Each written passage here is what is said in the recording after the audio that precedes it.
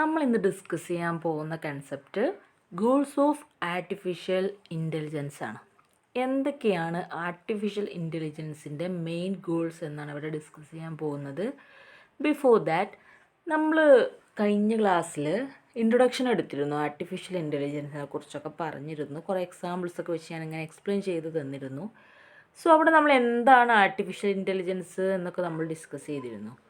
But why artificial intelligence എന്ന് നമുക്ക് just ഒന്ന് നോക്കാനുണ്ട്. എന്തുകൊണ്ടാണ് നമ്മൾ ആർട്ടിഫിഷ്യൽ ഇൻ്റലിജൻസിൻ്റെ ആ ഒരു ഇമ്പോർട്ടൻസ് അത്രയും അധികമാണ് നമ്മൾ മനസ്സിലാക്കുന്നത് എന്ന് നമുക്ക് നോക്കാം.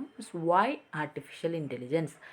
Before learning about artificial intelligence, we should know that what is the importance of AI and why should we learn it. എന്താണ് ഈ ആർട്ടിഫിഷ്യൽ ഇൻ്റലിജൻസിൻ്റെ ഇമ്പോർട്ടൻസ്, എന്തുകൊണ്ടാണ് നമ്മൾ ലേൺ ചെയ്യേണ്ടി വരുന്നത്, അതായത് അത്രയും ഒരു സ്കോപ്പ് അതിന് ഉണ്ടാവുമല്ലോ, അതുകൊണ്ടാണ് അതിന് ഇത്രയും ഇമ്പോർട്ടൻസ് കൊടുക്കുന്നത്. എന്തൊക്കെയാണെന്ന് നോക്കാം. With the help of AI, you can create such software or device which can solve real-world problems very easily and with accuracy, such as health issues, marketing, traffic issues, etc. അതായത് ഈ artificial ഇൻ്റലിജൻസിൻ്റെ ഒരു ഹെൽപ്പോട് കൂടി നമുക്ക് ഡിവൈസുകളോ അല്ലെങ്കിൽ സോഫ്റ്റ്വെയർസോ develop ചെയ്ത് കൊണ്ടുവരാം. എങ്ങനത്തെ സോഫ്റ്റ്വെയർസാണ് അല്ലെങ്കിൽ എങ്ങനത്തെ ഡിവൈസാണ് നമ്മളിവിടെ ഉദ്ദേശിക്കുന്നത്? റിയൽ വേൾഡ് പ്രോബ്ലംസ് സോൾവ് ചെയ്യാൻ കഴിയുന്ന, അതും വെരി ഈസി ആയിക്കൊണ്ട് തന്നെ, അക്യുറേറ്റ് ആയിക്കൊണ്ട് തന്നെ റിയൽ വേൾഡ് പ്രോബ്ലംസ് സോൾവ് ചെയ്യാൻ കഴിയുന്ന സോഫ്റ്റ്വെയർസ് അല്ലെങ്കിൽ ഡിവൈസസ് എന്നൊക്കെയാണ് നമ്മളിവിടെ ഉദ്ദേശിക്കുന്നത്. എന്തൊക്കെ പ്രോബ്ലംസാണ് ഇവിടെ സോൾവ് ചെയ്യാനുള്ളത്? ഹെൽത്ത് ഇഷ്യൂസ് ഉണ്ടെങ്കിൽ അത് ചെക്ക് ചെയ്യാനാവാം, മാർക്കറ്റിംഗ് ഏരിയയിൽ യൂസ് ചെയ്യാനാവാം, ട്രാഫിക് ഇഷ്യൂസിന് വേണ്ടിയിട്ടാവാം, അല്ലെങ്കിൽ എന്തെങ്കിലും സ്റ്റഡി ഏരിയ, അതായത് ചില കൺസെപ്റ്റുകൾ സ്റ്റഡി ചെയ്യാൻ നമുക്കിപ്പോൾ ഹ്യൂമൻ സർവൈവൽ പോസിബിൾ അല്ലാത്ത ഏരിയയിലൊക്കെ പോയിട്ട് വർക്ക് ചെയ്യുന്നവരെ നമുക്കറിയാം, അല്ലെങ്കിൽ വർക്ക് ചെയ്യേണ്ട ഒരു സാഹചര്യം വന്നു കഴിഞ്ഞാൽ അവിടെയൊക്കെ നമുക്കിതിൻ്റെ ഒരു ആപ്ലിക്കേഷൻസ് യൂസ് ചെയ്യാൻ കഴിയും. ദെൻ നെക്സ്റ്റ് പോയിൻ്റ് എന്താണ്? With the help of AI you can create your personal virtual assistant. നമുക്ക് വേണമെങ്കിൽ ഒരു വിർച്വൽ അസിസ്റ്റൻറ്റിനെ തന്നെ ഡെവലപ്പ് ചെയ്ത് കൊണ്ടുവരാൻ കഴിയും. AI ഉപയോഗിച്ചുകൊണ്ട് നമുക്ക് എന്ത് ചെയ്യാൻ കഴിയും? സ്വയം കാര്യങ്ങൾ മനസ്സിലാക്കി അത് സോൾവ് ചെയ്ത് പോകാൻ കഴിഞ്ഞ അസിസ്റ്റൻറ്റിനെ വെക്കാൻ, പ്രത്യേകിച്ച് കുറച്ച് ബിസി ഷെഡ്യൂൾ ജീവിക്കുന്ന ആളുകൾക്ക്. സോ അതും അതിൻ്റെ ഒരു ബെനിഫിറ്റാണ്. Such as Cortana, Google assistant and Siri etcetera. അപ്പോൾ ഗൂഗിൾ അസിസ്റ്റൻ്റ് ഒക്കെ പോലത്തെ വിർച്വൽ അസിസ്റ്റൻറ്റിനെ ഡെവലപ്പ് ചെയ്ത് കൊണ്ടുവരാൻ കഴിയും. With the help of AI, you can build such robots which can work in an environment where survival of humans can be at risk. അതായത് human survival risk ആയിട്ടുള്ള environment ഏരിയകളിൽ നമുക്കൊരിക്കലും അത് നെവർ മൈൻഡ് ആക്കാൻ പറ്റാത്തൊരു ഏരിയയാണ്. അതുകൊണ്ട് തന്നെ നമുക്ക് അത്തരം ഏരിയകളിൽ വർക്ക് ചെയ്യാൻ ഇത്തരം AI അപ്ലൈ ചെയ്തിട്ടുള്ള റോബോട്ട്സിനെ യൂസ് ചെയ്യാം. അപ്പോൾ ഇപ്പോഴത്തെ ഒരു സാഹചര്യത്തിൽ പലരും ലോജിക്കലി ചിന്തിക്കുമ്പോൾ എത്രത്തോളം ഇതിൻ്റെ ഒരു പോസിബിലിറ്റി എന്നുള്ള ഡൗട്ടുകളൊക്കെ വരാം. പക്ഷേ അത് പ്രോഗ്രസ്സിങ്ങിലാണ്. ഭാവിയിൽ നമുക്ക് ഒരുപാട് സ്കോപ്പുള്ള ഒരു കാര്യമാണ് ഈ artificial intelligence. AI opens A path for other new technologies, new devices and new opportunities. അതായത് ഭാവിയിൽ ഒരുപാട് പുതിയ ടെക്നോളജീസ്, പുതിയ വെറൈറ്റി ഡിവൈസസ് ആൻഡ് പുതിയ ഓപ്പർച്യൂണിറ്റീസ് ഒക്കെ കൊണ്ടുവരാൻ ഈ ആർട്ടിഫിഷ്യൽ ഇൻ്റലിജൻസിനെ കൊണ്ട് കഴിയും. അത്രയും കാര്യങ്ങൾ കൊണ്ടാണ് നമ്മൾ ഈ ഒരു ആർട്ടിഫിഷ്യൽ ഇൻ്റലിജൻസിൻ്റെ പഠനത്തിനും അതിനൊക്കെ ഇത്രയും ഇമ്പോർട്ടൻസ് കൊണ്ടുവരുന്നത്. അപ്പോൾ എല്ലാവർക്കും കൺസെപ്റ്റുകൾ മനസ്സിലായിട്ടുണ്ടാകും. എന്തൊക്കെയാണ് നമ്മൾ പോയിന്റ് പറഞ്ഞത്? ഫസ്റ്റ് കേസ് എന്തായിരുന്നു? നമുക്ക് റിയൽ വേൾഡ് പ്രോബ്ലംസ്, അതായത് health issues, marketing, traffic issues, അത്തരം etcetera real world problems accurate ആയിട്ടും ഈസി ആയിട്ടും സോൾവ് ചെയ്ത് കൊണ്ടുവരാൻ കഴിയുന്ന സോഫ്റ്റ്വെയർസും ഡിവൈസസും ഒക്കെ ഡെവലപ്പ് ചെയ്യേണ്ടി വരും ഭാവിയിൽ. അപ്പോൾ അതിനുവേണ്ടി ഇപ്പോഴേ പ്രോഗ്രസ്സിങ്ങിലാണ്, ഞാൻ പറഞ്ഞല്ലോ, അത് പ്രോസസ്സിങ്ങിലാണ് കാര്യങ്ങൾ. പിന്നെ വരുന്നത് നമുക്ക് പേഴ്സണൽ വിർച്വൽ അസിസ്റ്റൻറ്റിനെ സെറ്റാക്കാൻ കഴിയുമെന്നുള്ളതാണ്. പിന്നെ വരുന്നത് നമുക്ക് ഹ്യൂമൻ സർവൈവൽ ബുദ്ധിമുട്ടായിട്ടുള്ള എൻവിറോൺമെൻറ്റുകളിലൊക്കെ നമുക്ക് സ്റ്റഡി നടത്താനും അതേപോലെ വർക്ക് ചെയ്യാനൊക്കെ ഇത്തരം AI ഉള്ള റോബോട്ട്സിനെ യൂസ് ചെയ്യാം. പിന്നെ പുതിയ പുതിയ ടെക്നോളജീസ്, ഡിവൈസസ്, ഓപ്പർച്യൂണിറ്റീസ് ഒക്കെ ഒരുപാട് കൊണ്ടുവരാനും ഇത്തരം ആർട്ടിഫിഷ്യൽ ഇൻ്റലിജൻസ് കൊണ്ട് പോസിബിൾ ആകും. ഇനി നമുക്ക് ഗോൾസ് ഓഫ് ആർട്ടിഫിഷ്യൽ ഇൻ്റലിജൻസിലേക്ക് വരാം. എന്തൊക്കെയായിരിക്കും മെയിനായിട്ടുള്ള ഗോൾസ്? ഫസ്റ്റ് വൺ എന്ന് പറഞ്ഞാൽ റിപ്ലിക്കേറ്റ് ഹ്യൂമൻ ഇൻ്റലിജൻസ്. നമുക്കറിയാം ഫസ്റ്റ് ഗോൾ എന്ന് പറഞ്ഞാൽ എന്തായിരിക്കും? ഹ്യൂമൻ ഇൻ്റലിജൻസ് അതിലേക്ക് റിപ്ലിക്കേറ്റ് ചെയ്യുക, അല്ലെങ്കിൽ അതിലേക്ക് പകർത്തി കൊടുക്കുക, അതായത് അവരിൽ അത് അപ്ലൈ ചെയ്ത് കൊടുക്കുക എന്നുള്ളതാണ് ഫസ്റ്റ് ഗോൾ എന്ന് പറഞ്ഞാൽ. എന്നാൽ മാത്രമല്ല ഒരു ആർട്ടിഫിഷ്യൽ ഇൻ്റലിജൻസ് ആയിട്ടുള്ള ഡിവൈസസ് നമുക്ക് ഡെവലപ്പ് ചെയ്ത് കൊണ്ടുവരാൻ കഴിയുള്ളൂ. അപ്പോൾ ഫസ്റ്റ് ഗോൾ എന്ന് പറഞ്ഞാൽ അതാണ്. പിന്നെ വരുന്നത് സോൾവ് നോളജ് ഇൻറ്റൻസീവ് ടാസ്ക്. അതായത് അത്രയും നോളജ് ആവശ്യമായിട്ടുള്ള, ഇൻറ്റൻസീവ് എന്ന് പറഞ്ഞാൽ എന്താ, അത്രയും തീവ്രമായ എന്നൊക്കെയാണ് അർത്ഥം വരുന്നത്.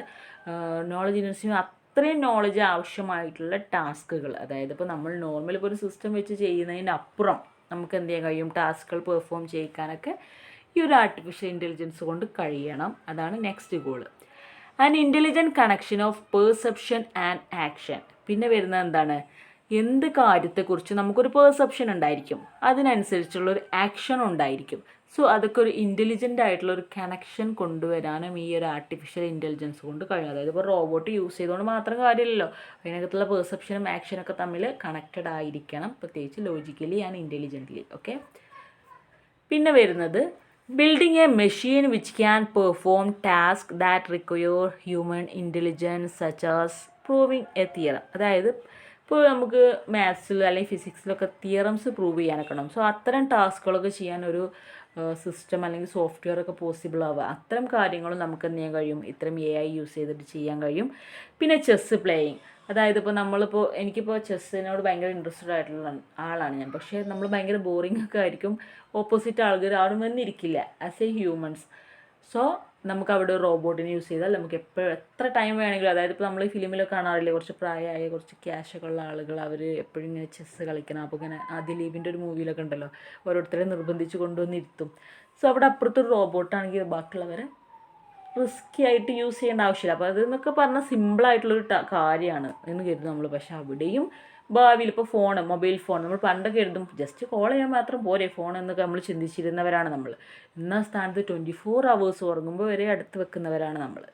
അതേപോലെ ഏത് കാര്യത്തിനും ഈ റോബോട്ട്സും ആർട്ടിഫിഷ്യൽ ഇൻ്റലിജൻസൊക്കെ ഇമ്പോർട്ടൻ്റ് ആയി വരുന്ന ഒരു കാലം വിദൂരമല്ല. അതിപ്പോൾ പറഞ്ഞാൽ പലർക്കും ലോജിക്കലി ഇങ്ങോട്ട് കണക്റ്റായി കിട്ടില്ല എന്ന് മാത്രം. Plan some surgical operations. ഭാവിയിൽ സർജിക്കൽ ഓപ്പറേഷൻസ് ചെയ്യാനും നമുക്ക് എന്ത് ചെയ്യാൻ കഴിയും, ഇത്തരം ഡിവൈസസോ സോഫ്റ്റ്വെയർസോ റോബോട്ട്സൊക്കെ യൂസ് ചെയ്യാൻ കഴിയും. ഇപ്പോൾ തന്നെ നമ്മൾ അമേരിക്കയിൽ നിന്ന് ഒരു ഓപ്പറേഷൻ ചെയ്തു എന്നൊക്കെ ഇഷ്യൂസ് ഇതൊക്കെ കേട്ടിട്ടുണ്ട്, സർജിക്കൽ ഓപ്പറേഷൻ ചെയ്തു എന്നുള്ളതൊക്കെ. പക്ഷെ അതിനൊക്കെ ഒരുപാട് എത്രത്തോളം റെലവൻ്റ് ആണ് അല്ലെങ്കിൽ എത്രത്തോളം അങ്ങനെ ഒക്കെ നമുക്ക് ഡീറ്റെയിൽ ആയിട്ട് സ്റ്റഡി ചെയ്യേണ്ടതുണ്ട്. എനിവേ ഭാവിയിൽ ഇത്രയും പോസിബിലിറ്റീസ് അല്ലെങ്കിൽ ഇത്രയും ഗോൾസ് അച്ചീവ് ചെയ്യാനുണ്ട്. Driving A car in traffic, അതേപോലെ തന്നെ സെൽഫ് ഡ്രൈവിംഗ് കാർ. ഇതൊക്കെ എന്ന് പറഞ്ഞാൽ സിംഗിളായിട്ട് ഒന്നൊക്കെ എവിടേക്കോ ഡെവലപ്പ് ചെയ്ത് കൊണ്ടുവന്നു എന്നുള്ള ന്യൂസുകൾ നമ്മൾ കേൾക്കുന്നു. പക്ഷേ ഇതൊക്കെ അത്രയും പോപ്പുലറായി മാറാൻ അധിക കാലം വേണ്ട. പിന്നെ creating some system which can exhibit intelligent behaviour, learn new things by itself, demonstrate, explain and can advise to its user. എന്തിനൊക്കെ കഴിയും, ഒരു സിസ്റ്റം തന്നെ നമുക്ക് ഡെവലപ്പ് ചെയ്ത് കൊണ്ടുവരാം. ആ സിസ്റ്റത്തിൻ്റെ പ്രത്യേകത എന്താണ്, അതിനൊരു ഇൻ്റലിജൻറ്റ് ബിഹേവിയർ ഉണ്ടായിരിക്കും, പുതിയ പുതിയ കാര്യങ്ങൾ ലേൺ ചെയ്യാൻ കഴിയും, അതേപോലെ തന്നെ ഓരോ കൺസെപ്റ്റുകൾ ഡെമോൺസ്ട്രേറ്റ് ചെയ്യാൻ കഴിയും, എക്സ്പ്ലെയിൻ ചെയ്യാൻ കഴിയും, അതേപോലെ തന്നെ യൂസർക്ക് അഡ്വൈസസ് ഒക്കെ കൊടുക്കാൻ കഴിയുന്ന ഒരു ഇൻ്റലിജൻറ്റ് സിസ്റ്റം തന്നെ ഡെവലപ്പ് ചെയ്യുക എന്നുള്ളതാണ് ഫൈനൽ ഗോൾ. അപ്പോൾ ഇത്രയാണ് നമ്മളുടെ ആർട്ടിഫിഷ്യൽ ഇൻ്റലിജൻസിൻ്റെ ഗോൾസ് പറയാനുള്ളത്. സിമ്പിളായുള്ള കൺസെപ്റ്റുകളാണ്, പക്ഷേ പലതും ഞാൻ പറഞ്ഞല്ലോ നമുക്ക് ലോജിക്കലി ഇങ്ങോട്ട് കണക്ട് ചെയ്യാനുള്ള ഒരു ബുദ്ധിമുട്ട് എന്ന് പറഞ്ഞാൽ ഇപ്പോഴത്തെ ഒരു സാഹചര്യത്തിൽ അത്രയോ അതിൻ്റെ ഒരു പ്രോഗ്രസ് ലെവൽ എത്തിയിട്ടുള്ളൂ. ഞാൻ പറഞ്ഞു മൊബൈൽ ഫോണൊക്കെ പണ്ട് അങ്ങനെയായിരുന്നു. കുറച്ച് കാലം മുന്നേ വരെ നമുക്ക് ഒരു 500 MB കൊണ്ട് തന്നെ നമ്മളൊരു മാസം തീർത്തിരുന്നു എന്ന് പറഞ്ഞാൽ നമ്മൾ അത്ര യൂസ് ചെയ്തിരുന്നുള്ളൂ. ഇന്ന സ്ഥാനത്ത് 4GB കിട്ടിയിട്ടും ഡെയിലി പോലും തികയാത്ത പ്രശ്നങ്ങൾ പലരും പറയുന്നത് കേൾക്കാം.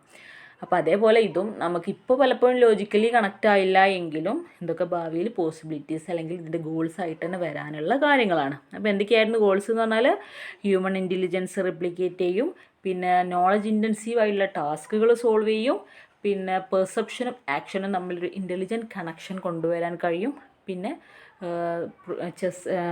തിയറംസ് പ്രൂവ് ചെയ്യുക, അതേപോലെ ചെസ്സ് പ്ലേ ചെയ്യുക, സർജിക്കൽ ഓപ്പറേഷൻസ് ചെയ്യാൻ, അതേപോലെ സെൽഫ് ഡ്രൈവിംഗ് കാർസ്, ഇത്രയും ഗോൾസ് ഉണ്ട്. പിന്നെ ഒരു സിസ്റ്റം തന്നെ ഡെവലപ്പ് ചെയ്ത് കൊണ്ടുവരാൻ കഴിയും, അതിനൊരു ഹ്യൂമൻ ഇൻ്റലിജൻറ്റ് ബിഹേവിയർ ഉണ്ടായിരിക്കും, കാര്യങ്ങൾ പുതിയത് ലേൺ ചെയ്യും, ഡെമോൺസ്ട്രേറ്റ് ചെയ്യും, എക്സ്പ്ലെയിൻ ചെയ്യും, അഡ്വൈസ് ചെയ്യും, അങ്ങനത്തെ കാര്യങ്ങളൊക്കെ ചെയ്യുന്ന ഒരു സിസ്റ്റം തന്നെ സെറ്റ് ചെയ്യാൻ കഴിയുമെന്നുള്ളതാണ് ലാസ്റ്റ് ഗോൾ. ഓക്കെ, അപ്പോൾ കൺസെപ്റ്റുകളൊക്കെ എല്ലാവർക്കും മനസ്സിലായിട്ടുണ്ടാവുമെന്ന് കരുതുന്നു. Okay, thank you.